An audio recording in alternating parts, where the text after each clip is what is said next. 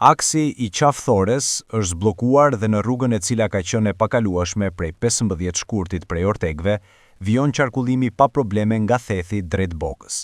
Në njoftimin e autoritetit rrugor shqiptar, thuhet se po punohet në kriposje dhe zgjerimin e rrugës kaluese.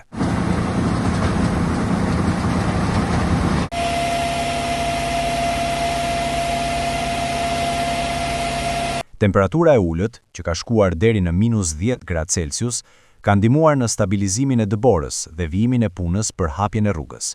Është bërë e mundur hapja e rrugës nga Thethi në drejtim të Bogës dhe ka filluar lëvizja e mjeteve. Kontraktori i mirëmbajtjes me mjetet borpastruese po bën kriposjen dhe zgjerimin e pjesës kaluese me qëllim garantimin e qarkullimit sa më të sigurt.